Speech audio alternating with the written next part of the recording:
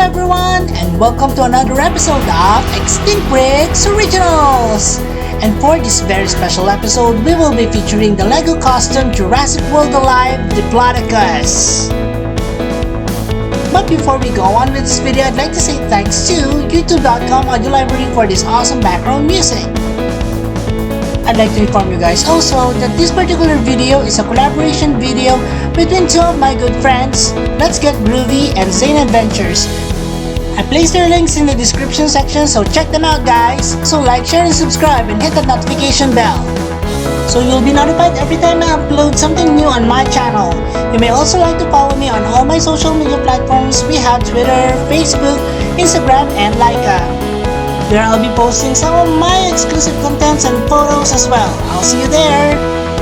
It is now high time for us to start with the Guess This PC contest. But before that, I'd like to say happy birthday to Emiliano Figueroa Narajo. Happy birthday! Now for our lucky picks.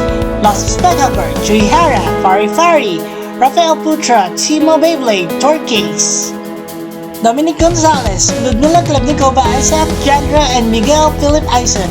Congratulations everyone, and now for our top 10 winners. Top Greg Red Wolf, 9. Top 8. Godzilla, Dinosaurs, Lizards, and all. Top 7. Maxime Taskayev, Top 6. A Historia de Thor, Top 5. Historic Bricks, Top 4. Tajin Vermeulen, Top Mechanic Tiger, Top 2. Mandy Amar, Top and Colton Todd. Congratulations everyone! And I'll see you on the next Guess This PC contest. For those of you who'd like to join, here's how. Just click on the Extinct Bricks icon and it will lead you to the Extinct Bricks homepage. And in the homepage, just click on that community link and it will lead you to all my posts.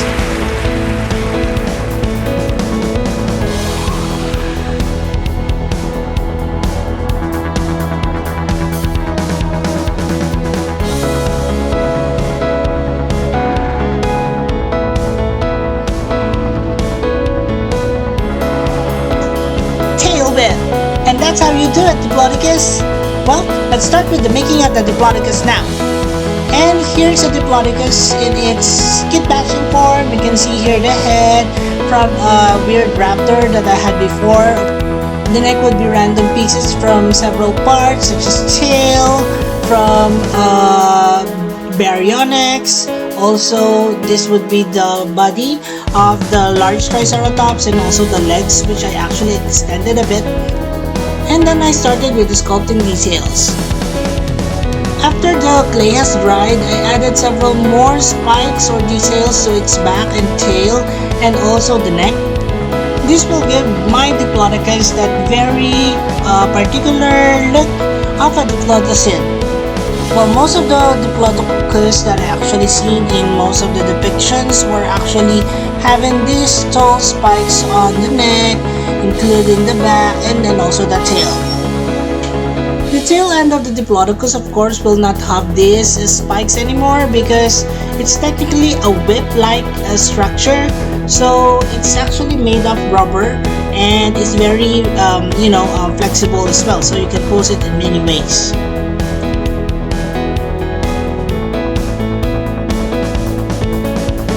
If you guys are asking what particular adhesive I use, it's this Mighty Bond by Pioneer.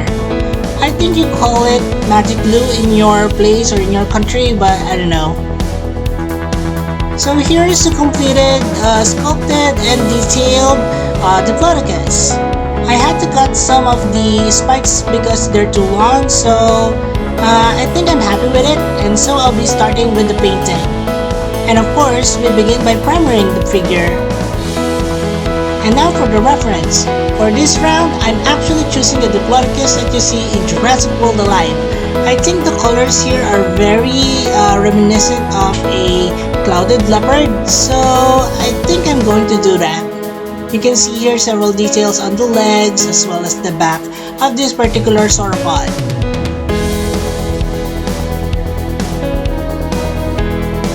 Okay, so let's start with the paint. The entirety of the bottom part of the figure is actually very light. I think it's almost white, but this time I mixed white with a little bit of yellow ochre and also a little bit of green as well.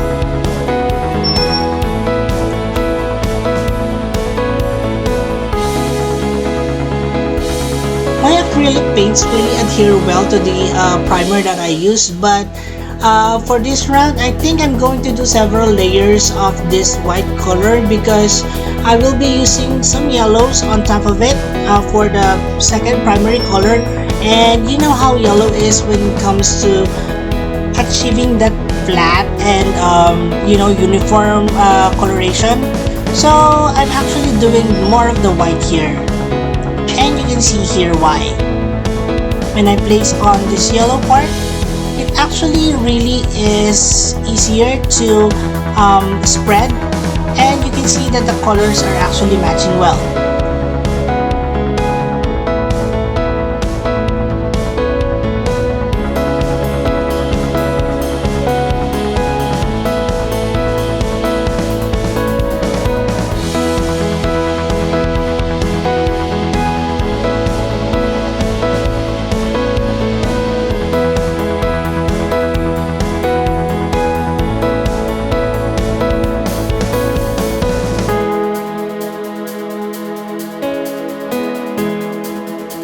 So based on the references, the legs will have this particular color, the tail, the upper part of the body, as well as the upper part of the neck as well. So I'm doing that on all those parts where it has to be painted or colored.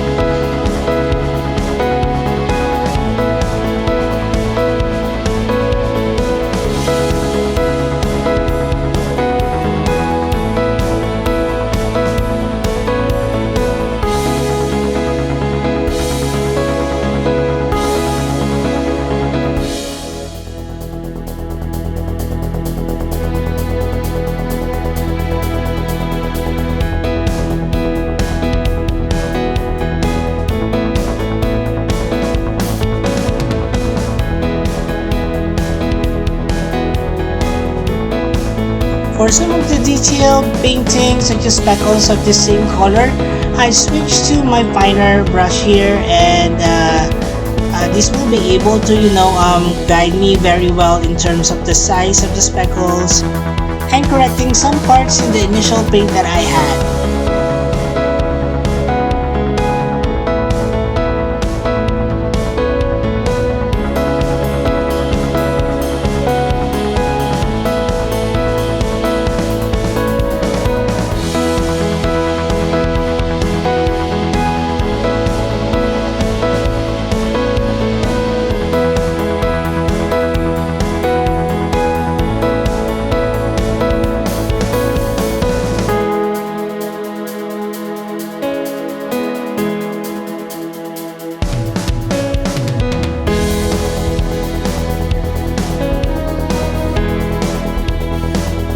The next layer of color will be this orange color.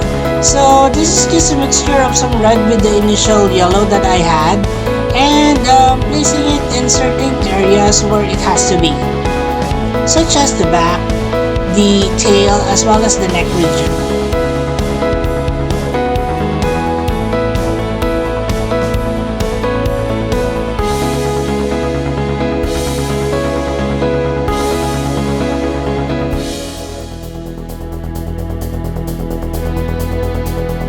And once that layer is dried, let's now start on with several more details.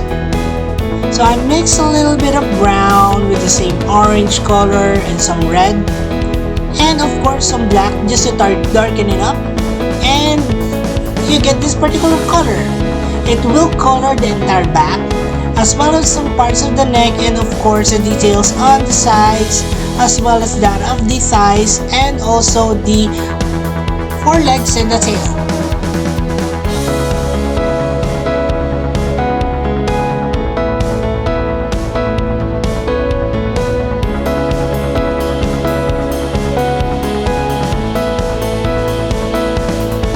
Okay, Okay, so among the last few details that we need to include here in terms of painting would of course be the nails, the eyes, the insides of the mouth, and of course the teeth.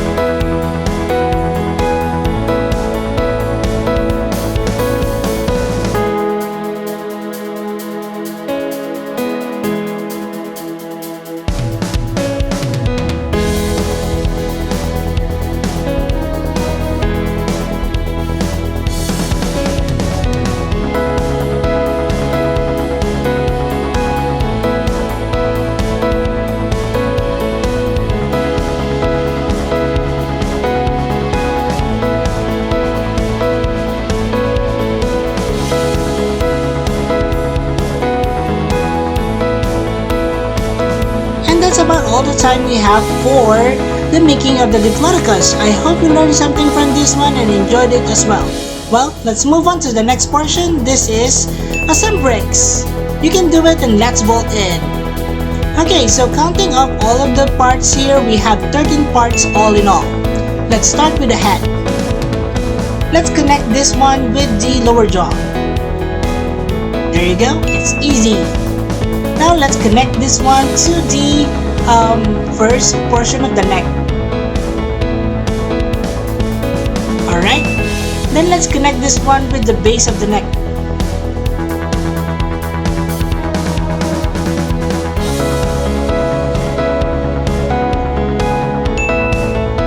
Now it's time for us to attach this to the main body. And there you go. Now let's attach all the legs. Let's start with the forelegs, the left, and then the right one. Now the hind legs. This time let's start with the right. And then let's connect the left one. Now the tail is actually the longest portion of this particular build or figure. So let's start with the base. Let's connect the second part, the third, and then the last part or the tip of the tail, which is technically the whip of this particular dinosaur.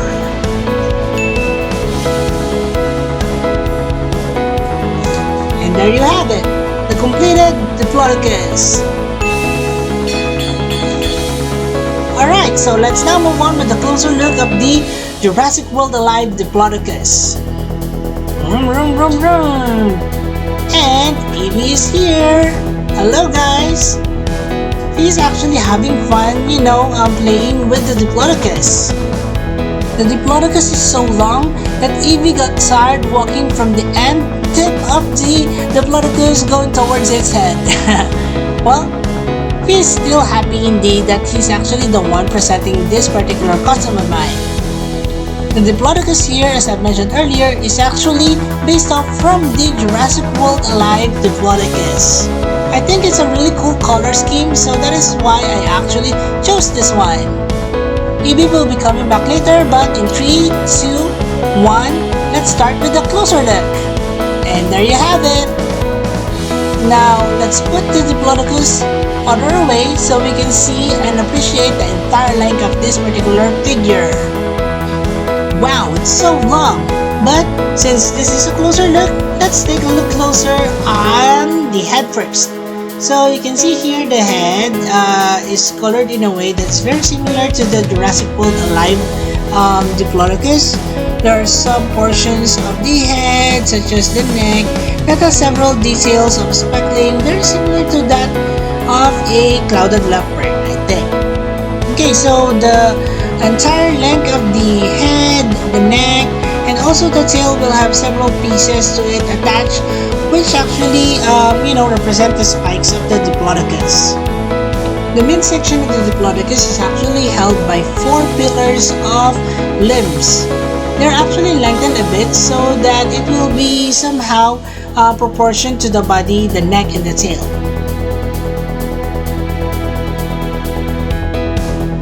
A view from the top actually gives you a 4x5 studs. There are also stud receptors on the bottom of its feet so that you can actually stand it on a base plate.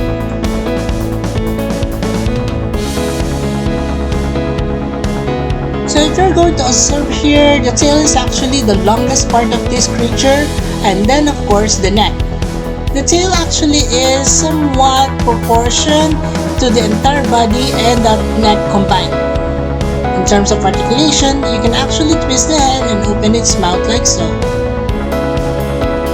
The parts of the neck can also be, mobilized or twisted like so, and then this also goes for the base of the neck, which you can actually turn it all around 360 and move it up and down. The legs of course can be rotated as well. Same as the tail, you can actually pull up and down the tail and twist it all around. It has 4 pieces of tail attached to it, so the tail is actually the most articulated portion of this figure. The end of the tail is actually a whip-like structure which is very malleable, and you can pose it in many different positions.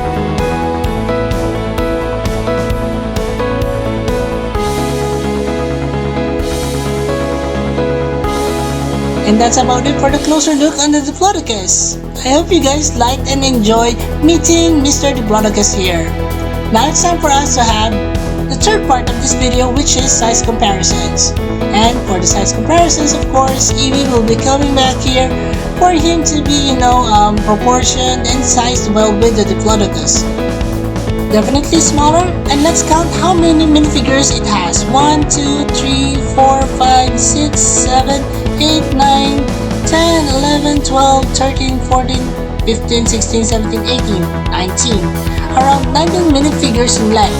Wow, that's really long. Well, enough of that. Let's see how it actually sits in proportion with this particular size comparison with that of a normal human being. And I think it's just about right. Well, it's time for the comparisons with other creatures that we have. This is the Extinct Breaks Plateosaurus. The Plateosaurus is one of the earlier prosauropods that we have, and it is actually one of the most known. Although considered large during the Triassic period, it is of no match when it comes to comparison with the Diplodocus. Well, bye-bye Mr. Plateosaurus for now, but let's move on with this next comparison. This is the Extinct Breaks Amargasaurus. Now the Amargasaurus here is one of my favorite sauropods because it's actually well decorated. It has these spikes on the neck which are really long, and this decorative, spines as well on the back. And although it's quite a large prosauropod for its size, it's still, shorter than that of the Diplodocus. You can see here how I actually painted the spikes on the neck as well as, decorated the back of the Amargasaurus. Let's take a look at the Amargasaurus in comparison with the Diplodocus on this particular angle. Well, definitely it's shorter, but still impressive in my opinion. Well, let's move on to the next comparison. This is actually one of my first sauropods ever made, the Extinct Breaks Apatosaurus. This particular Apatosaurus is actually based off from the Jurassic World LEGO game.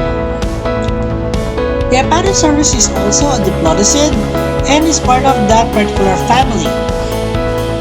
You can see here that although they have the same length in limbs, the actual Apatosaurus is actually bigger and larger in terms of, bulkiness, because I actually added several more plates on the back so that it would be looking a bit more chunkier from the side. And taking a look at it from the top view, the Apatosaurus will have more base plates on the back, and it will have a little bit more longer body to it. The tail of the Apatosaurus is also shorter as well as that of the neck compared to the Diplodocus. Looking at both creatures, I'm thinking that they are actually oversized giraffes, greeting each other.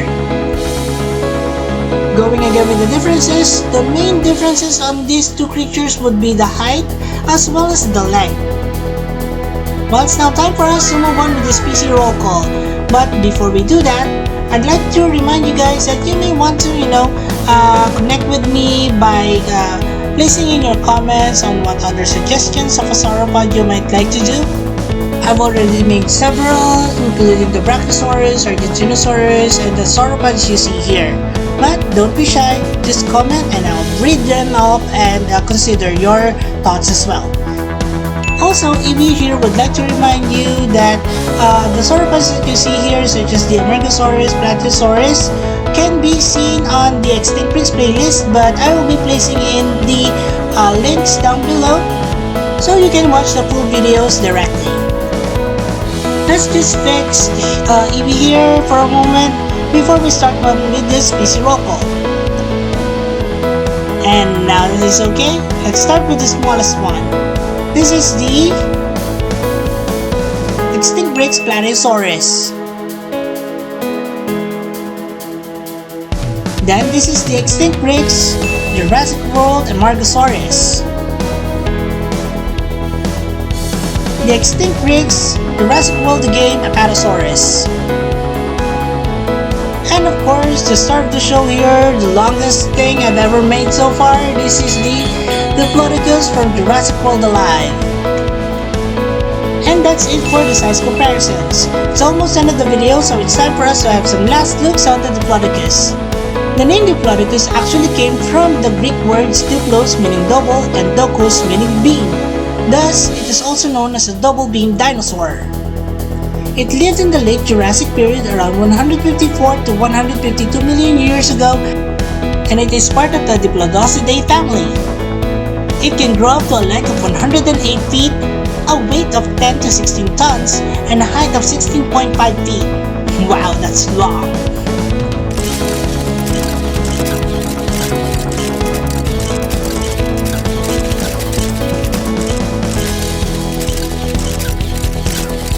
Vroom vroom vroom vroom! It's time for a little bit stroll with my fellow here, the Diplodocus.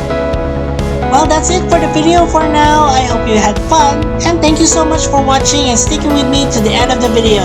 Please also don't forget to support our babies, the adventures of Moira and Usher. Please watch their videos and support their channel as well by subscribing.